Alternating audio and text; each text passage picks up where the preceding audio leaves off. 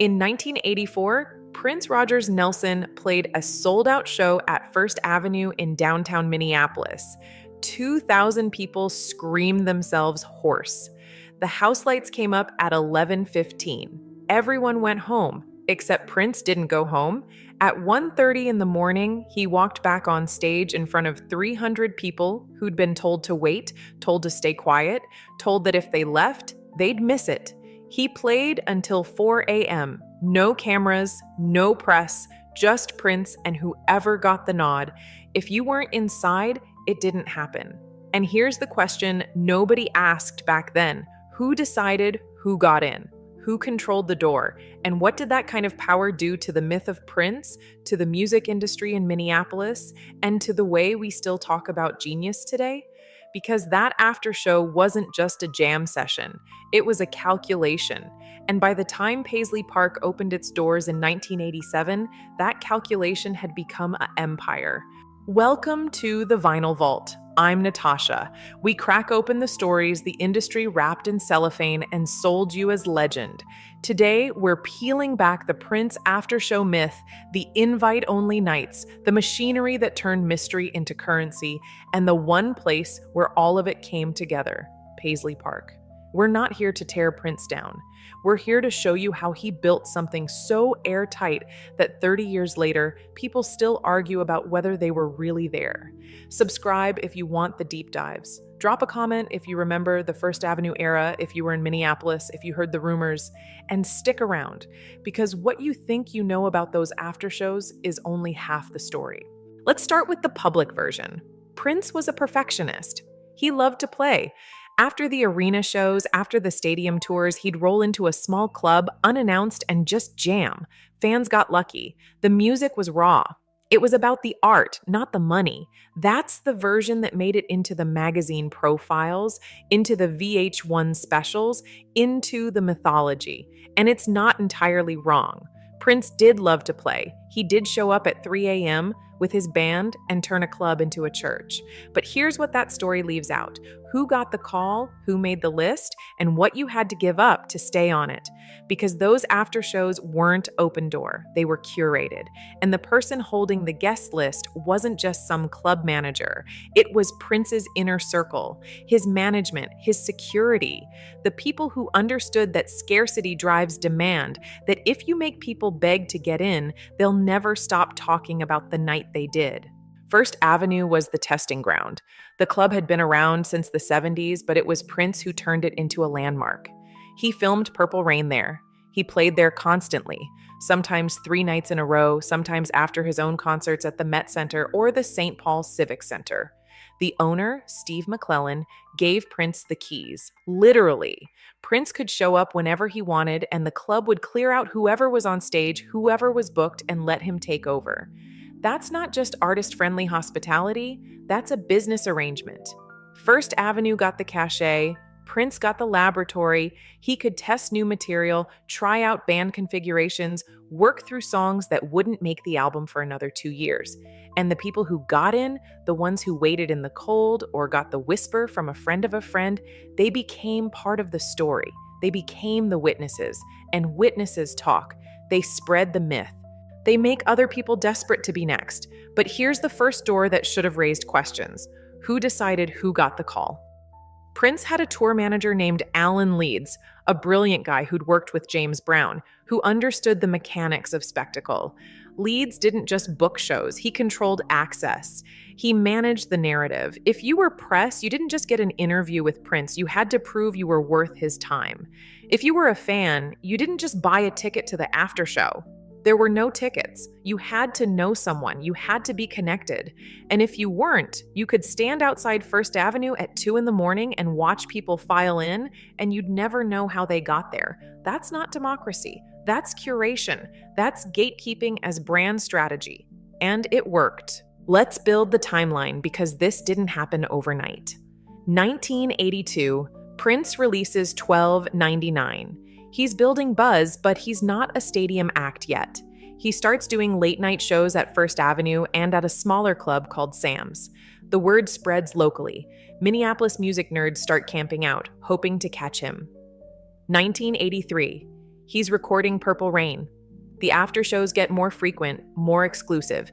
If you're in the movie, if you're in the band, if you're sleeping with someone in the band, you're in. Everyone else is guessing. 1984, Purple Rain drops. Prince is global. The after shows go from local secret to international legend. People fly into Minneapolis just to hang around First Avenue on a Saturday night hoping, but the door policy doesn't change. If anything, it gets tighter because now there's something to protect. There's a brand, there's a persona, and that persona is, you can't have me unless I let you. Here's a concrete example. A reporter from the Star Tribune, a guy named John Bream, covered Prince for years. He got access because he played the game. He didn't write hit pieces. He didn't push too hard on the weird stuff, the control stuff, the stories about Prince firing band members mid-tour or keeping musicians on salary but not letting them record with anyone else. Bream got the after-show invites, he got the quotes, and in return, the Star Tribune ran glowing coverage that fed the mythos. That's the mechanism. You give Prince the narrative he wants, you get proximity. You push back, you're out. And it wasn't just local press. National outlets learned fast. Rolling Stone wanted the cover story. They sent a writer Prince approved. MTV wanted the interview.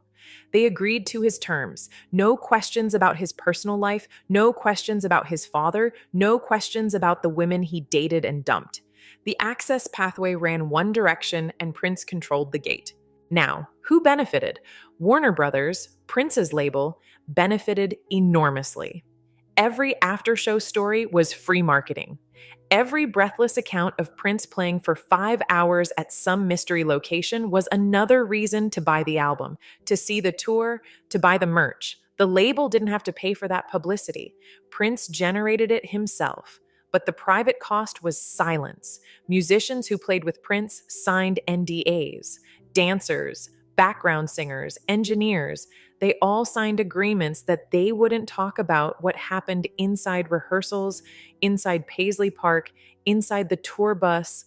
Some of them have talked since, after Prince died, but for decades the story was airtight. You didn't leak, you didn't gossip, you didn't tell the press what Prince was really like when the cameras were off, and if you did, you were gone. There are former Revolution members who've said publicly that they loved Prince, that playing with him was the peak of their lives, and also that he was manipulative, that he pitted people against each other, that he used intimacy as a control tool. But they didn't say that in 1985. They said it in 2016, after he was gone and the NDAs didn't matter anymore. Every 45 seconds in this story, you need to ask yourself, what was the trade? Because nothing about the Prince after-show myth was accidental. It was engineered. And the blueprint was always the same. Create the experience, limit the access, let the mythology build, then monetize the mythology without ever breaking the illusion. By the time Paisley Park opened in October of 1987, Prince had perfected the formula. Paisley Park wasn't just a recording studio, it was a fortress. 65,000 square feet in Chanhassen, Minnesota, a suburb 20 miles outside Minneapolis. It had a soundstage, multiple recording studios, rehearsal spaces, a warehouse for costumes and props, and living quarters. Prince didn't just work there. He lived there. He controlled every inch of it. Journalists who got invited in, and very few did, described it like Willy Wonka's factory. Prince would give a tour, show off the custom-built mixing boards, the purple decor, the vault where he kept thousands of unreleased tracks. But he decided what you saw. He decided how long you stayed. One reporter from Musician magazine got 90 minutes. Another from Spin got 20. There was no consistency, no transparency, just Prince's whim. And the after shows? They moved to Paisley Park. Prince would finish a concert at the Target Center or on the road somewhere, and he'd fly back to Minneapolis. And at midnight or 1 or 2 in the morning, a couple hundred people would get the call. Come to Paisley. Bring ID, no cameras, no recording devices. Security at the door would search bags, confiscate anything electronic. You'd walk into this massive soundstage, and Prince would be on stage already, or he'd appear from nowhere, and he'd play. Sometimes it was just him and a piano. Sometimes it was a full band. Sometimes it was 4 hours of covers, James Brown, Sly Stone, Joni Mitchell. Sometimes it was new material nobody'd heard. And if you were there, you were part of something. You were inside the myth. But you were also under his control, because the rule was always the same. You don't talk about what you saw until Prince says you can. Here's the beat that makes this so perfect, so insidious, so brilliant. Concert, aftershow, exclusivity, legend. Prince would play the Target Center in front of 18,000 people. That's the product. That's the ticket sales, the t-shirts, the Warner Brothers revenue. Then he'd do the aftershow for 300. That's the myth. That's the story that makes the 18,000 feel like they missed something, like they need to see him again, like maybe next time they'll get the invite. And the 300 who did get in, they're not customers anymore. They're disciples. They're storytellers. They're the reason Prince's reputation as a live performer became untouchable. You weren't just buying a concert ticket, you were buying a chance, however slim, to be let in. And that chance was worth more than the ticket itself. But wait until you hear who didn't get in, because the exclusivity wasn't just about fans, it was about power. Musicians who wanted to collaborate with Prince, producers who wanted to work with him, they had to audition at the after shows. Morris Day has told stories about this. Prince would invite musicians to Paisley, tell them to bring their instruments, and then he'd call them up on stage in front of the crowd. If you were good, if you impressed him, maybe you'd get the call to record. If you weren't, you'd played your last note in front of Prince. And everyone in that room knew it. The after show was a showcase, but it was also a coliseum. You performed for Prince, and he decided your fate. That's not collaboration. That's consolidation of power. And the music industry in Minneapolis, which by the mid-'80s revolved almost entirely around Prince, fell in line. Let's talk about the gatekeepers, because this didn't run itself. Alan Leeds was one. He left in the early 90s, burned out, and later said publicly that working for Prince was like working for a benevolent dictator. You did what he wanted, or you left. Another was Gilbert Davison, who ran Paisley Park as a business entity, who managed the bookings, the sessions, the staff. Davison was loyal, obsessively loyal, and he kept the machine running. Then there was Prince's legal team, led by a lawyer named L. Londell McMillan, who later became a major music industry attorney. McMillan helped Prince renegotiate his Warner Brothers contract in the 90s, helped him fight for ownership of his masters, helped him build the infrastructure that let him go independent. But in the 80s, McMillan's job was simpler. Keep the stories inside, keep the NDAs enforceable, keep the myth clean. And here's the most unsettling part. What happened after someone broke the rules? There are stories, unconfirmed but persistent, about people who leaked details of after shows, who talked to tabloids, who tried to sell photos or recordings. They disappeared from the circle, not literally, but professionally, socially, they were gone. Prince didn't make a scene. He didn't issue statements. He just stopped calling. And in a city like Minneapolis, where the music scene was small and Prince was the sun, everything orbited around. Being cut off meant you were done. You could move to New York or LA and rebuild, and some people did. But in Minneapolis, if Prince iced you out, you were invisible. The consequences of this system were complicated. On one hand, Prince's career exploded. He sold 100 million records. He won Grammys, an Oscar. He was inducted into the Rock and Roll Hall of Fame. The aftershows became part of his legend, part of the reason people saw him as more than a pop star, as an artist who lived for the music. On the other hand, the control he exercised left wreckage.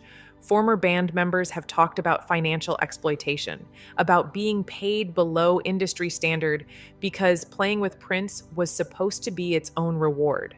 Susanna Melvoin, who was in the family and who dated Prince, has talked about the emotional toll, about how Prince used relationships as leverage, how he'd write songs about you and then cut you out of his life. The Revolution, the band that played on Purple Rain, didn't get royalties from the album. They were session musicians, legally. They got flat fees. Prince kept the publishing, the masters, the revenue. And when they asked for more, he dissolved the band. Let's dismantle one myth with the reality the timeline supports. Myth. The aftershows were spontaneous.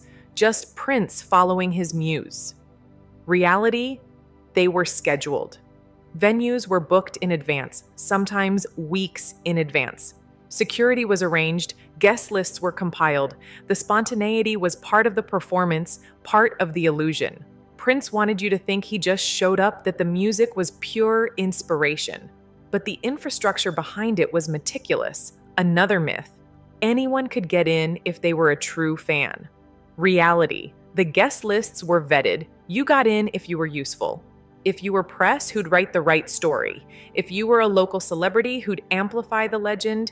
If you were a woman Prince was interested in. If you were a musician he wanted to recruit or test. Regular fans got in sometimes, but it was lottery odds. And the lottery was rigged. Why does this matter today? Because the Prince model is everywhere now.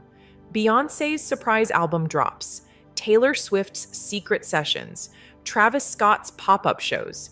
The idea that access is currency, that exclusivity builds brand, that if you make people feel like they're inside something rare, they'll never stop talking about it.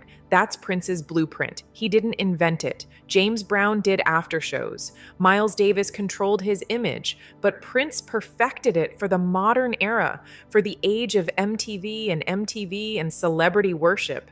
He showed the industry that you don't need to be accessible to be beloved. You need to be unreachable. You need to be a mystery. And the after shows, the invite-only nights, the locked doors at Paisley Park, they were the mechanism that made the mystery real. Here's the scene that crystallizes it. 1994. Prince has changed his name to an unpronounceable symbol. He's at war with Warner Brothers. He writes slave on his face. The press thinks he's lost his mind. But at Paisley Park, the after shows continue. A journalist from Vibe magazine gets an invite. He's walked through security, through the purple hallways, into the soundstage.